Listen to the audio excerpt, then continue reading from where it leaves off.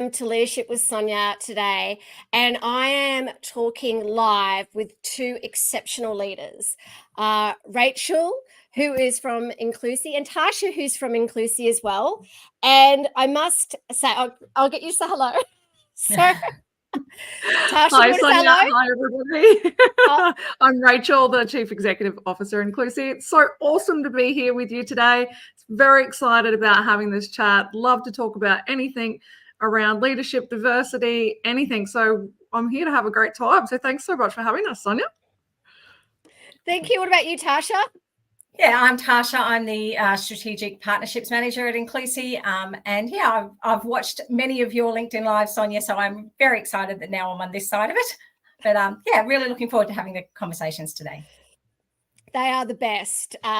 Yes, we're very excited. We're very, very excited having you both on today, in particular, because I don't know if you've been watching. I know you have been, but everyone that's listening and watching, that Rachel won CEO of the Year at our 2024 Outstanding Leadership Awards.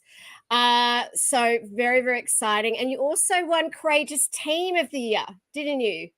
Yeah, we did as well. So for part of our team that deliver our services, and they took out that award as highly commended too, and I couldn't be prouder.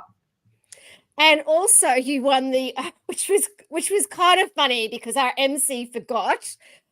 We had the overall Outstanding Leader of the Year, which was a bit of a surprise. And Bianca Dye is like, "Oh, thanks everybody." And then we're like, "Bianca, there's one more award." She was like, "Oh no." So Rachel was up on stage quite a few times, and she won the overall Outstanding Leader of the Year. So how did you enjoy the evening? It was amazing. I'm still in complete disbelief. I was only talking about it in a meeting this morning, and I keep saying I have to either look at the photos or actually touch the awards and actually let it sink in, because it still is completely surreal to me. I still think I've dreamt it. So it was just an incredible night. The awards night was amazing, but what I think I was most proud of is to actually be in a room with so many incredible leaders. It's just amazing to see. And it was hundreds of incredible leaders. And to be there with people that are doing exceptional things with their teams and their organizations, it's incredible. So I really thank everybody that's part of that process, and really thank all the people and all the leaders that were part of that process as well. I think we all have so much we can learn from each other, and that really gets me excited. Yeah, it was an incredible evening. We had so much fun, and I think the photos did demonstrate the fun that we did have, particularly the photo booth. A few people reached out to us and said we didn't realize everyone was going to get access to the photo booth. They're going to share the photos. My daughter was one of them. She was like, "Mom, no!" I said, "Look, we had a great time. We were so proud. We were so proud and so honoured to have you there on the night and to see you on stage so many times. So well deserved. So tell me all about what you do. What's Inclusi? What's your why? Why do you do what you do? Tell us about you. Why are we here at Inclusi? Well, we have a very clear and concise mission, and that's to reduce social isolation and loneliness for older Australians. And we're doing that at the moment because we have a passion, and I share a particular passion around social connection and the importance of social connection. And we actually want to change the world by making one difference with one connection at a time. I have a true belief that social connection is the center of everything that we do. It's just as important as the air that we breathe, the food that we eat. As human beings, we connect. We're doing it right now. This is how we're supposed to interact. And what breaks my heart is there's so many people out there that are not connected because they may not have friends, they may not have family, they might be isolated due to their location, they might be isolated due to their health. And we have a mission to make sure that we get out to every one of those people and bring them into our community and connect them and feel like they have a belonging, somewhere to be, somewhere to be part of, to share those beautiful stories and experiences. And we want to carry those legacies on forever. So we have a huge purpose here, and we're wanting to continue to grow that. So we've just achieved over 100,000 hours of connection this month, and we are wanting to make that 1 billion. So we are here to make a difference, and I'm just so excited about it. So your goal is 1 billion hours. 1 million. Well, it was 1 million, but Sonia, I'll take 1 billion. Come on, Sonia, don't give me that goal. So I thought you said 1 billion. I was like, that's a real. I could see you doing that. I could absolutely see you doing that. But 1 million, yeah. Let us know how we can help with that, because I just love what you're doing. I have now every morning. Tash and I live actually nearby each other, and I go for a walk up to the local Ormiston Creek. There's like this beautiful creek, and park up the road.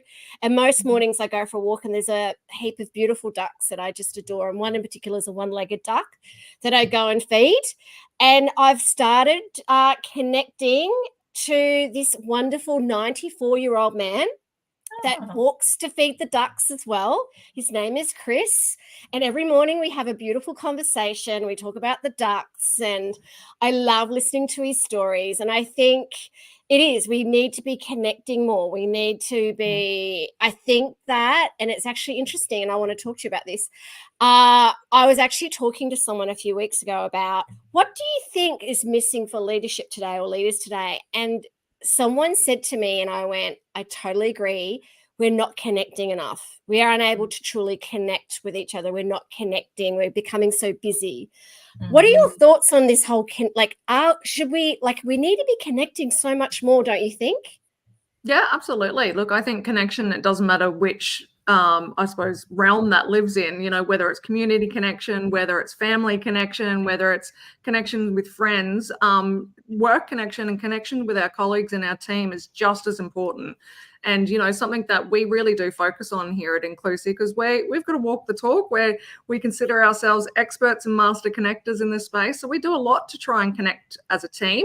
And that can be really challenging, because here at Inclusive, our entire team, our entire workforce, including all of our volunteers, we all work remotely. So we've got that extra challenge that we need to stand up to, because I get questioned all the time is, how do you do anything as an organization when you're completely remote? How do you stay connected with your team? And I think we actually do it really, really well here at Inclusive. And it's something that I think, it doesn't matter who you are or what community you're in, connection's got to be a focus. Getting your people to connect and stay connected, you achieve more. You understand each other more, you reach more, you go for more, you try harder more, you do all of those things more if you're connected as one. So absolutely, connection is just as important from a leadership perspective as well. So what are your thoughts, Tasha? Look, I definitely think that we, sadly, I think we've lost that sense of community, and it's why I've worked in community for so long, because we've just become so much more isolated and insular in our little worlds. And so that's what I do love about Inclusive, that we're not any different to your local community centre that you might decide to pop in one day because you want to see what kind of offerings they have. We just happen to do it virtually. So it is just a community centre that offers all sorts of different programs that you can engage in and find other friendships and peer-to-peer connections, but you do it online. And for some people, I think after COVID and everybody was forced to do this type of connection, people started to realize that this is a valid way of connecting. And it is not only that social connection is vital, because when we all got put into lockdown, mental health crises skyrocketed. And these were people that here in Brisbane, we only had a 2-week lockdown, but, some of the people that we're supporting have gone months without having somebody in their home, and they don't talk to anybody for weeks and weeks on end. So it does really impact your health. And I just think if everybody got a little bit more focused on what can I do to just reach out in my community and maybe talk to my neighbour or something. And now that you've said, Sonia, that you are, meeting this gentleman while you go and feed the ducks, I will drop some brochures over to you so you can give it to him. Absolutely. I would really love somebody in our community. So tell me, how did it all begin? Tell me about your story. Okay, so well, Inclusi, not as you see it today, but traditionally in the same sense, we actually started about 51 years ago.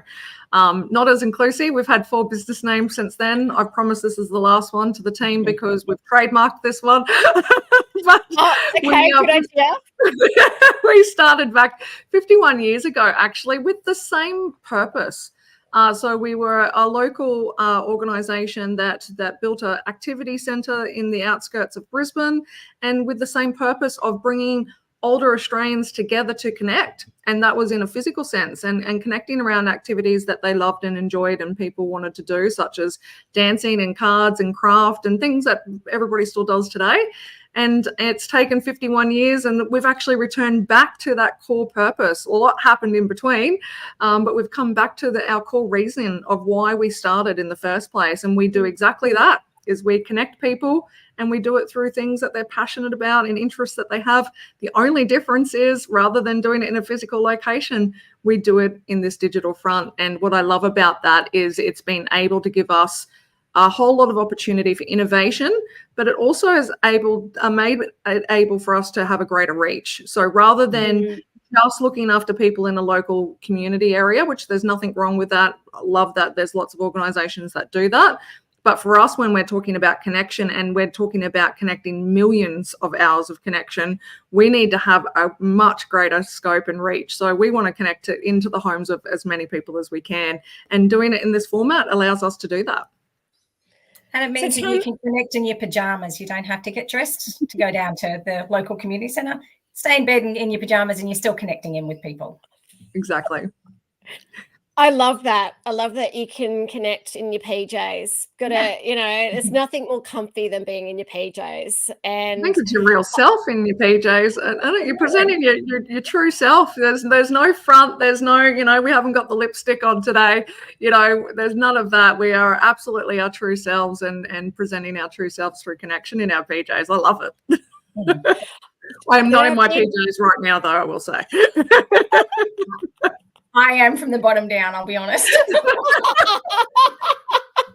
I'll say I've got my gym pants on, which I seem to look at a lot more than PJs these days. No, I've been in my PJs and not like up here, but yeah. I love that, Tasha. I love that you're in your PJs. I was going to say, can you show us? But that's okay. It's all right. I'm flexible enough. Oh, I love that. So tell me about some of these great programs and how people can get involved, and tell me a little bit more about what are some of the things that you do and how we can help you. Look, like I said, we are essentially a community centre. So all the sort of things you'd expect to see at a community centre, we do that. So we've got, and everything that we do is developed in consultation with our community. So we ask them what they're interested in and we create the programs around that, because, we're niche in that we're providing services for older Australians. So we want to make sure they're relevant to them. So we have lots of engaging clubs like, bingo or trivia games. There's a karaoke club, which is the one I usually suggest people come along and join, because if you doubt how effective, virtual connection is, come along and see how we run a karaoke club for people all in different states, all singing the same song at slightly different lag times. It is hilarious and so much fun. And it does demonstrate how effective this is. But we also have educational programs. So that's probably something that we're always looking for, is organisations that can come and share some of their knowledge with our community. So we've had people like the NBN have come in and talked to our community about scam awareness, or we've had health organisations like Stroke Foundation or Diabetes and Nutrition Australia, or even just things like a lawyer who's willing to come along and give them some advice on how to set up power of attorney or do their wills and things. So the same way that if you're at your local community centre, they would run some information nights. We do that.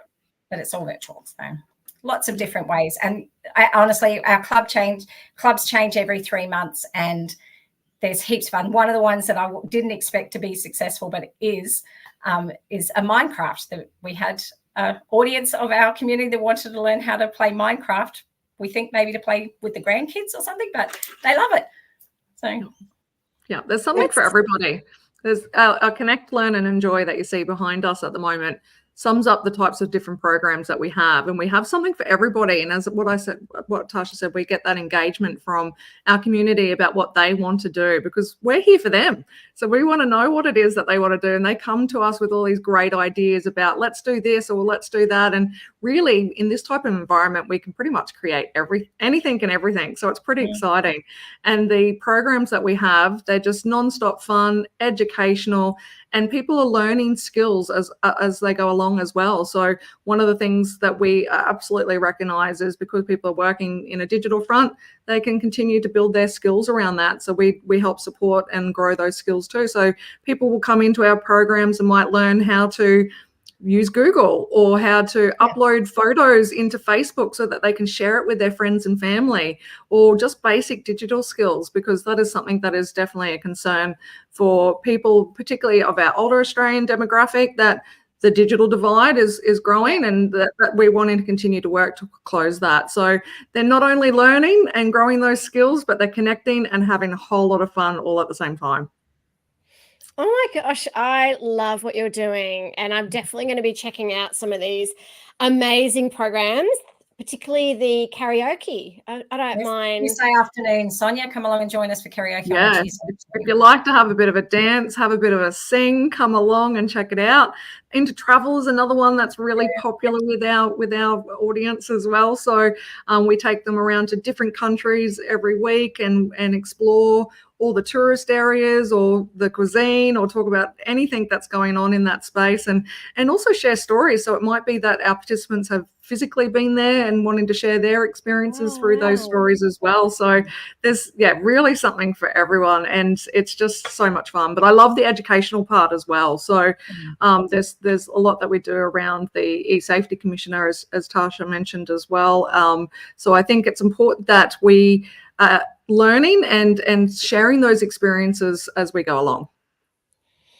Oh, I love that. I love that it's connection, it's learning, it's enjoying, it's amazing. It's amazing. I love everything that you're doing. And I'd love to ask you some questions around leadership, because obviously this is Leadership with Sonia, and that's my space. And this is why, you won all these incredible awards because of your leadership and your culture. I mean, what does leadership mean to you both? I'm happy to go first. For me, leadership. You won all the awards, Rachel. You start. Leadership for me means like everything. I can't say enough how honoured I am to be a leader, and I do not take it lightly. I take it extremely seriously. I know how much impact somebody who is a leader that has on somebody's lives, whether it's positive or unfortunately negative. And it's the greatest honor. It's my greatest achievement aside of my own family. I'm sure if my family were listening to this, they probably say that sometimes my leadership and my team come first. They have at times had to take a back seat, but I'm just so passionate about it, and it's something I have my entire career wanted to do. And I know, Sonia, when I talked to you about after the awards, recognizing, looking, reflecting back on those moments of that incredible night, it wasn't just what has been achieved in the last 12 months. It's not just what has been achieved in that night. It's been 23 years of my entire career and heart and soul, the old blood, sweat and tears. There has been literal blood in some of that background story as well. I did used to work at a hospital, so but okay. But it's that been been everything for me. Yeah, so it's something that I'm extremely passionate about, and I'm completely honoured to be part of. Thank you so much, Rach. What about you, Tasha? Yeah, look, I think I've only got comfortable with that leadership sort of tag in the recent years, I suppose. I certainly have always felt like I've been a mentor for a lot of people before, and I didn't really put those two things together as mentoring being part of leading. And kudos to Rachel that she probably has helped me define that more as me being a leader now. Particularly, I've shared quite openly that I am neurodivergent. I have ADHD and autism. And so for me, that felt like that was maybe something that would impair me from a leadership role. But, I strongly believe now that it's those particular things is what makes me a good leader. I think that the superpowers, which I kind of don't like that phrase, but I've used it anyway, but the superpowers of being neurodivergent, it gives you a different perspective. And I'm very proud of anyone who might see me as a leader. I'm very proud of that idea that, perhaps I've given some sort of influence or some sort of, encouragement to strive for more, because it's not about your title. I think we've got lots of people at Inclusi that may not work in a management area of, the tier of their role, but they're certainly leaders in their own areas. And, I think that's something that we live and breathe very well here, is that everyone can be a leader. It's got nothing to do with what your title happens to be. Yeah, absolutely. And I feel the same. For me, it's never, as I've gone through my career, I've never gone for what has been perceived as the title. I couldn't care about what my driver has always been the people and what I can do to help and support them and watch them grow. It's not about me at all. And I love that term that when you become a leader, you've got to realize it's not about you. It's got nothing to do with you. It's all about them. And when people actually understand that, I think that's when leadership really can flourish. And I absolutely follow a servant leadership style. And it's all about the people and my team. I have a philosophy, and that's very much about how I build the culture here at Inclusi, that if our team are happy, if they feel supported and they feel safe, everything else comes together. You don't have to worry about anything else as an organization, because then people come and they do their best work because they love to be here.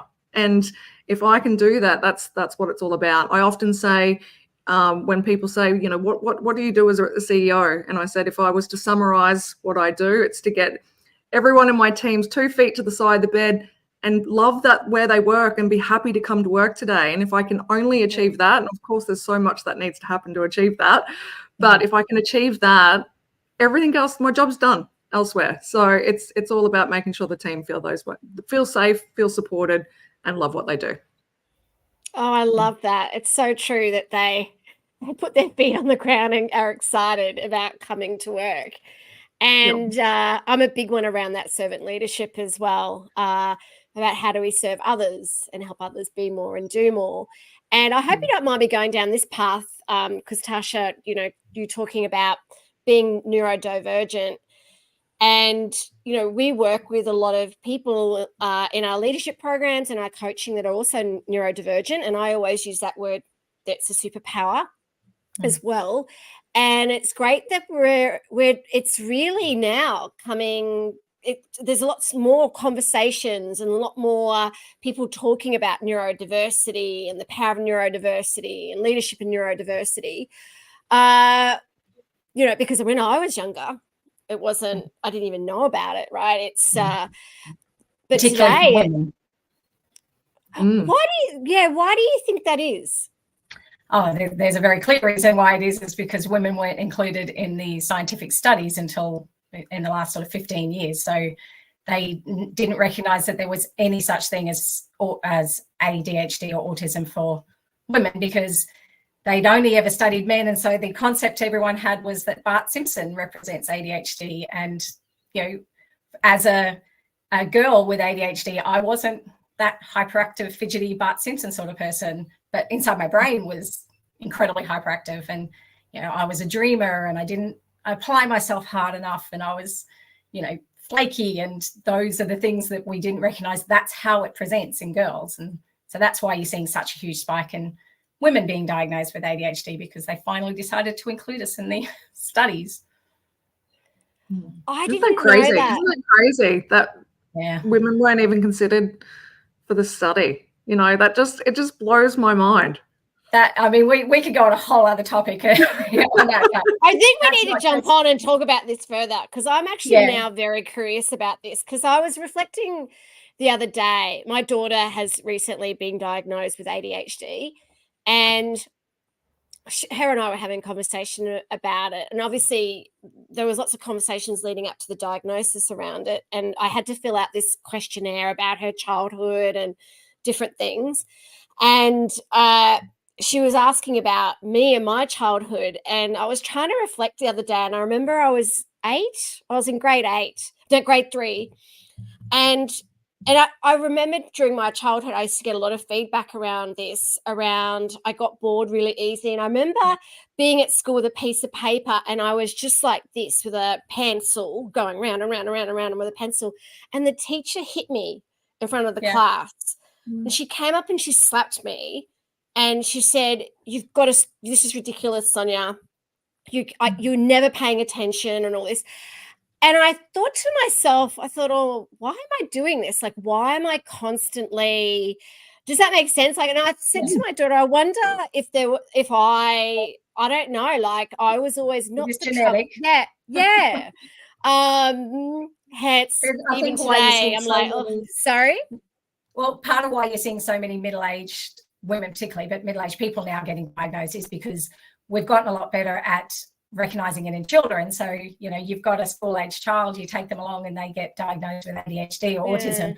And the first thing the doctor's probably going to do is look at you now and say, well, it's genetic, so do you want to do the tests as well? And a lot of people are doing exactly what you've done. They've gone, when they got the list of all the symptoms for the kids, they went, well, that was me as a child, and I thought that was perfectly normal. But and then look, it is normal. It is, yeah. The term neurodivergent is only because it diverges from what society considers normal. And if we all start to embrace that there's a wider scope of what's normal, we wouldn't be divergent anymore. We would just be our all individual selves. But society at the moment isn't very well set up for neurodivergent people. So that's why, you know, some people will consider it a disability because our society isn't very supportive of it yet, but we're getting better. I think we definitely are. And when I went like that, I meant it as in like my team are constantly saying to me, Sonia, like you're always going, this, can we do this? Can we do that? Can we do this? What about this? And they're like, Sonia, you never focus. I'm like, yeah, but I'm an entrepreneur. As an entrepreneur, like, aren't we supposed to be chasing butterflies all the time? But I think we're getting like, now I'm kind of like, I think we are getting better. And the thing is, we need to be, because it's I actually do think it's a superpower. It is, like, for me, it's actually, wow, like we should be embracing. Personally, I think we should be embracing everybody, but it's a superpower if you've got all the right support systems around you. And I think the only why I have flourished in this role is because Inclusi has been incredibly supportive, and you know we're building a whole framework around our neurodiversity inclusion processes, and the fact that this organisation is so willing to accommodate individual requests, whether you're neurodivergent or not, any individual request. That's what's given me the opportunity to flourish in this role, because, you know, traditionally I haven't stayed in any roles more than probably 12 months, and I'm hitting 2.5 years here, and promise you I'm not going anywhere because I really love this job. And that's credit to I'm told that often too. You know, I stay because one of the things I reflect on this with Rachel yesterday, that I didn't even know that I had ADHD at the time, but in the interview I had with Rachel, I was starting to suspect it. But I went into every interview I've ever had worried that about the time the person was going to ask me why I have so much diversity in my resume, because I've worked in every industry, like every possible industry you can imagine, and I've chopped and changed jobs every 12 months, and somebody would inevitably say, why would I hire you? You don't ever stay anywhere. And that's always a hard question to answer in an interview and to spin it in a positive light. So I was ready for that. But Rachel didn't ask me that. Rachel looked at my resume and first of all complimented me on saying, wow, you've had such a wide range of experiences. You must have learned a lot of things in those different jobs. And I was like, wow, yes, I have. Somebody finally acknowledged that. But then the key comment to me was, rather than saying, you know, why would I hire you? You've done all these things. She said to me, so what can I do to keep you engaged and interested in this job? And it's the first, like, I'm actually getting a bit emotional saying it, because it was the first time somebody went, it's not your fault. Like, she didn't say that, but I could tell that was her going, you know, the other jobs didn't keep you interested, and that was their problem. But I promise I'll keep you interested. And she has. So, yeah, but it's such a simple tweak to your language, but it made me feel accommodated and welcomed, and I felt like I belonged. So, and that's where I think we're getting diversity, we need to work on that diversity piece and look at it that there's so much richness, there's experience. It's absolutely beautiful. It's something that we should be grabbing hold of with two hands and encouraging more people to be part of that discussion and bringing more diversity to the table, because my goodness, what can we achieve with so many different thoughts and processes and strengths, and everybody just being different? We're just going to achieve so much more. It's a beautiful thing, and we need to be having the right conversations around it. And then further than that, we need to be supporting people with it. So, it's something that I absolutely love. And I'm so proud of Inclusi having such a diverse team. We have an amazing diverse team. And we have to, because we're working with people, and people are beautiful and diverse, and we want to see more of it. So whatever we've got to do as an organization to make people feel, as I said, and that comes back to that comment of safety, that people need to feel that they can be themselves, that they can come to work as they are, as who they truly are, and not have to wear those masks all the time, but then get all the support that they need. And with that, they flourish, and we see the best out of those people. And why wouldn't you want that? That's so true. That's so true. So it sounds like you're making a real difference to so many people out there. I would love to know, who's made a difference in your life? Like, is this a particular person or lead, like someone that has said something or done something that's really changed or had a fundamental effect on you? Yeah, for me, I've got an executive mentor that I've been working with for many years yet, and I have him to thank. And I say this to him all the time. He goes, "You got there yourself," but I really do have him to thank for being a CEO. He was the first person that promoted me into a CEO position and believed that I was capable of it. I remember the conversation, even having it. The structure at the time. I was about to build a private hospital, and we will restructure it. And he goes, and Rachel's going to be the CEO. And I was like, what? Did I hear that right? He just had so much belief in me, and I really truly looked up to him as a leader, because for many reasons. One, we share very much the same passion around servant leadership. But there's something that he said that I have followed my entire career, that since I've known him, which is always take the hard right and not the easy wrong. And it's been something that I've used alongside values when I make decisions, that I always have to check myself against and go, I know this is the real hard decision, but it's the right decision. And it's always held me in good esteem ever since. And I've never been steered wrong because of it. And I use it all the time. And he's just been a fantastic mentor. I really look up to him. And if I could be half the leader that he is one day, I've achieved something. I think you are. You're not half the leader, you're equal leader. Thank you, Tasha. Look, I mean, it's obviously I just explained that story about my interview. So that Rachel has made a huge impact on my life, obviously. So that it feels a little bit glib because we're here together and she's my boss, but I promise you it's genuine, because she's just given me so much opportunity to grow in this role. And I watched that TV show, Old People's Homes for Teenagers, and got really obsessed with the idea of intergenerational programs. And she, even though it had nothing to do with my job, she was like, sure, go ahead, do it.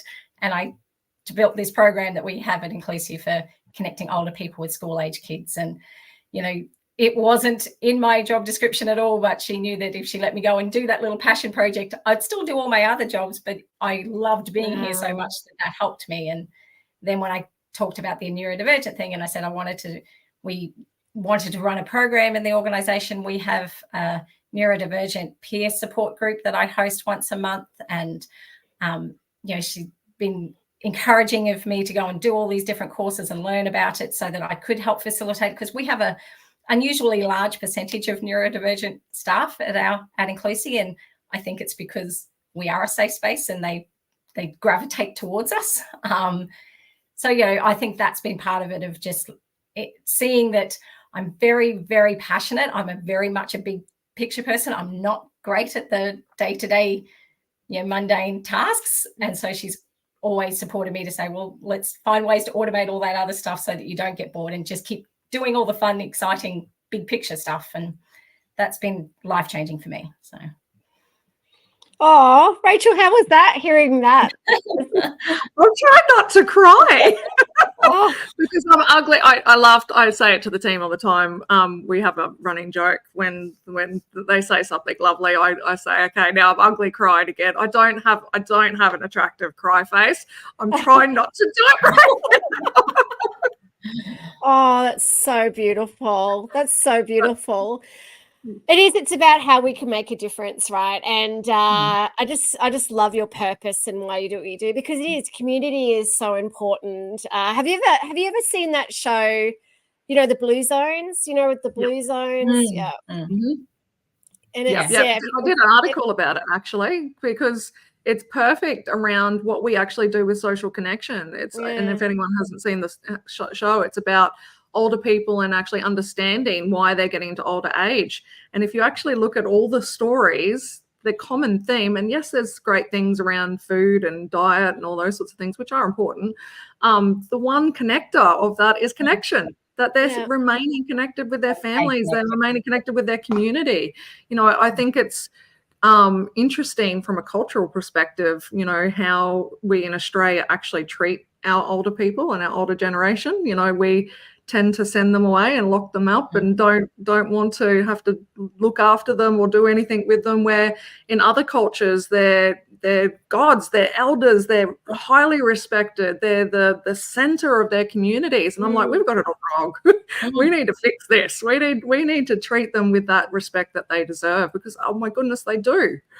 Yeah, because otherwise we lose all their wisdom, because we don't have this society that, you know, encourages them to share their wisdom. And that's what I do love about the intergenerational programs, is because it is about, you know, particularly when some of the kids that we're trying to help in the schools that might have, you know, anxiety, which is a huge issue for younger people these days. And that perspective of then connecting with a, you know, 80, 90-year-old person who can give them that understanding that you've got a long life ahead of you, and that what you're anxious about right now in 10 years won't mean anything to you. And they, you know, I just see such beautiful sharing of those wisdoms. And why would we not want to do this more? It's, you know, let's not let that wisdom disappear.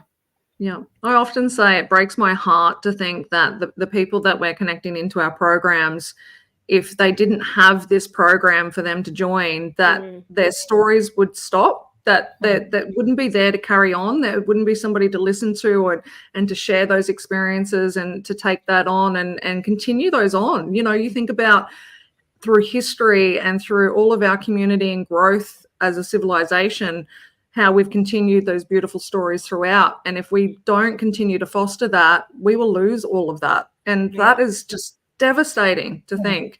And they have so much to offer. And I say it all the time, I'm not supposed to have favorites in our programs. They're all amazing, amazing programs. It's like saying I've got a favorite child.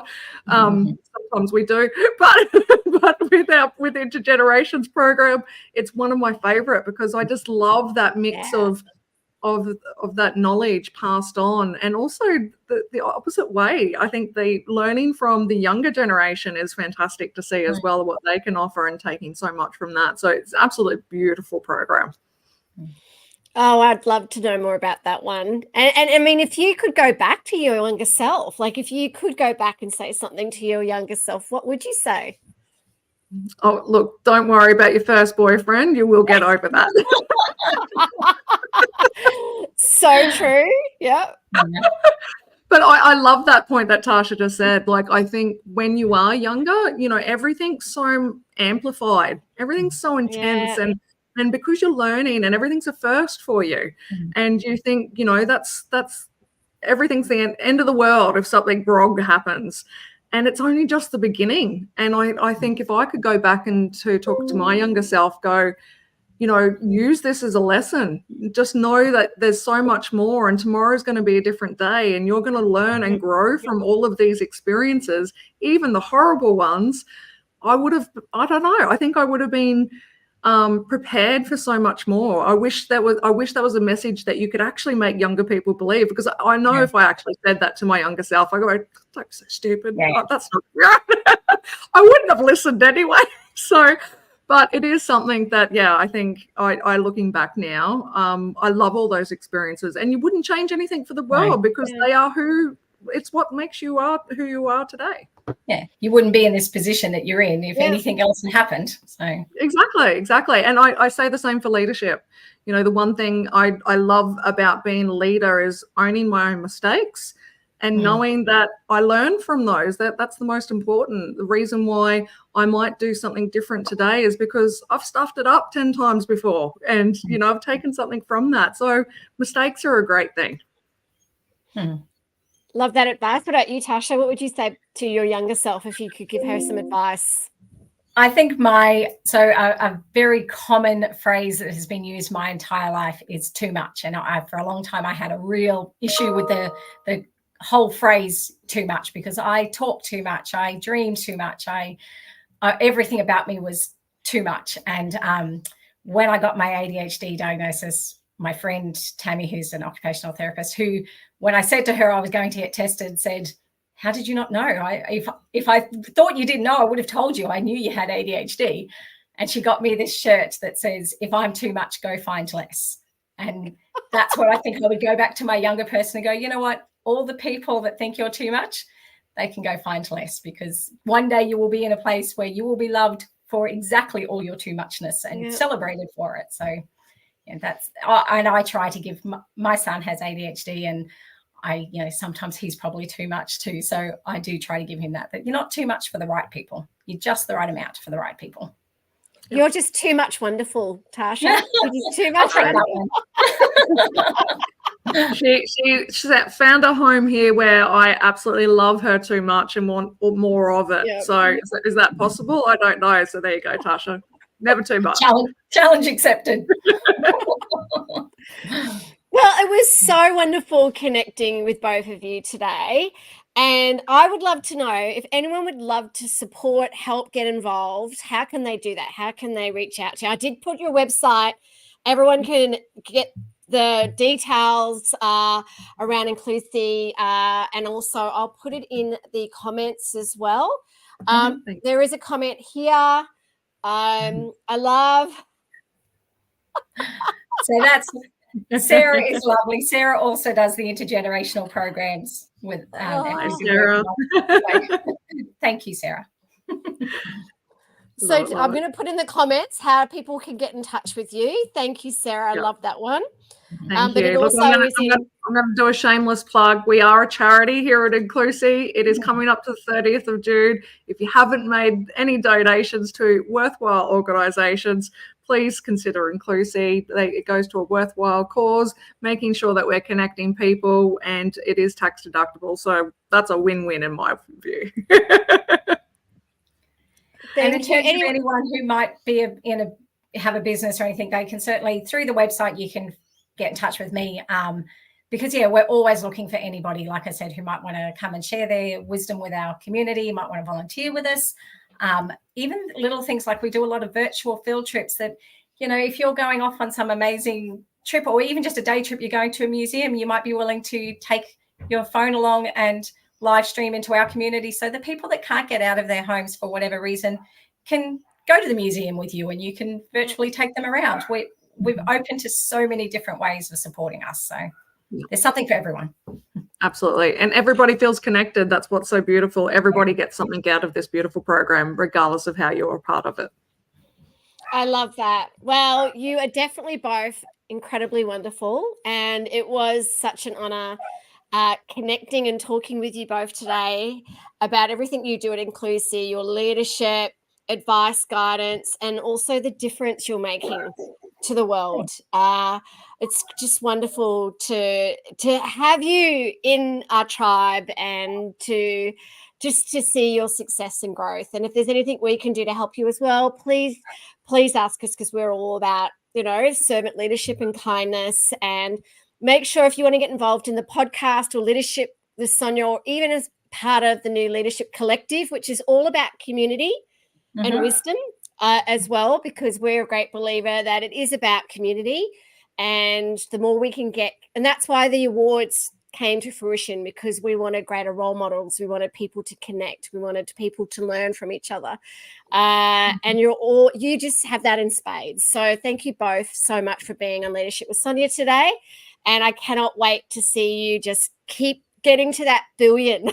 We're going to get you, bring it on. We're going to get you to the billion. And if you want to support Inclusi, make sure you reach out to the team there because they are amazing. So thank you so much for being on today. Thank you so much for having us, Sonia. We loved it. Thank you. Yeah, thank you. Really appreciate what you're doing to support us. Thank you so much. Oh, anytime. All right, everybody, stay kind and stay courageous. Thank you. Thank you. Bye. Bye.